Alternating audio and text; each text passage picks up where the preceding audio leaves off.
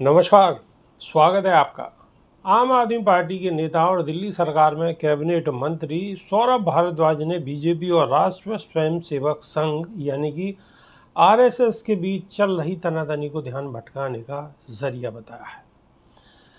भारद्वाज ने कहा है कि दोनों ही दल एक हैं। आरएसएस लोकसभा चुनाव में हार के बाद अपनी नाक बचाने के लिए बीजेपी पर हमला कर रहा है। उन्होंने कहा है कि पहले ये लोग बीजेपी को जिताकर संविधान बदलना चाह रहे थे। दरअसल आरएसएस और बीजेपी के बीच तनाव बढ़ गया है। आरएसएस के राष्ट्रीय कार्यकारिणी सदस्य इंद्रेश कुमार ने कहा है कि भगवान राम की पूजा करने वाली पार्टी अहंकारी हो गई है और 2024 में वह सबसे बड़ी पार्टी भले ही बन गई, लेकिन भगवान राम ने उनके अहंकार की वजह से उसे सत्ता से दूर कर दिया। बीजेपी 240 सीटें जीतकर लोकसभा चुनाव में सबसे बड़ी पार्टी बनकर उभरी है। इंद्रेश कुमार ने बीजेपी का नाम नहीं लिया, लेकिन उनका इशारा उनकी तरफ ही था।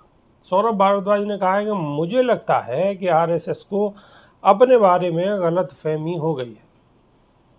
उनको लगने लगा है कि वो यहाँ पर ऐसी शक्ति हैं जो सभी दलों को ज्ञान दे सकते हैं। चुनाव से पहले ये लोग कहते थे, चुनाव से पहले ये बात क्यों नहीं कही गई? क्योंकि उस वक्त इन्होंने एड़ी चोटी का जोर लगाया कि किसी भी तरह से बीजेपी को जिताकर संविधान बदल दें, मगर जब किरकिरी होने लगी तो आरएसएस का पूरा एजेंडा देश के सामने आ गया। उन्होंने आगे कहा है कि आरएसएस अब अपनी नाक बचाने के लिए बीजेपी पर हमला कर रही है और मैं देश को बताना चाहता हूँ कि आरएसएस और बीजेपी एक ही थाली के चट्टे-बट्टे हैं। यह ध्यान भटकाने के लिए किया जा रहा है, ये लोगों को बेवकूफ़ बनाने के लिए किया जा रहा है। अगर इनकी मंशा साफ होती तो इनके साथ भगवान राम होते। ये बयान चुनाव से पहले देते ताकि लोगों की आंखें खुल सकती। अब सब ढकोसलेबाजी है। उन्होंने कहा कि यह सब लोग भारतीय जनता पार्टी के साथ चुनाव में थे। विश्व हिंदू परिषद के बड़े बड़े नेता बीजेपी के कैंडिडेट के लिए प्रचार कर रहे थे। अब क्योंकि बीजेपी हार गई है, इसलिए अपनी नाक कटाने से बचाने के लिए ये बात कह रहे हैं। आप नेता ने अयोध्या में कम हुए पर्यटकों को लेकर भी जवाब दिया है। उन्होंने कहा है कि इसकी वजह गर्मी है, न कि बीजेपी की चुनावी हार है। कहा जा रहा है कि बीजेपी की हार के बाद अयोध्या में पर्यटकों की संख्या में कमी हो गई है। उन्होंने कहा है कि इतनी गर्मी में जब 47 डिग्री तापमान है तो ऐसे में पर्यटक ज़्यादातर ठंडी जगह पर जाते हैं।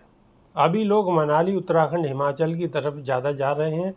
जब ठंडा मौसम हो जाएगा तो लोग उत्तर भारत की तरफ आएंगे। उन्होंने कहा है कि भगवान राम के प्रति लोगों के मन में श्रद्धा हमेशा से थी, है और हमेशा रहेगी, और 1000 साल पहले भी थी। बीजेपी तो 25 साल पहले बनी है। बीजेपी जब ख़त्म हो जाएगी तब भी भगवान राम के प्रति देश में श्रद्धा रहेगी। ये कहना गलत होगा कि बीजेपी की हार की वजह से लोग नाराज़ हैं। अभी के लिए सिर्फ इतना ही। नमस्कार।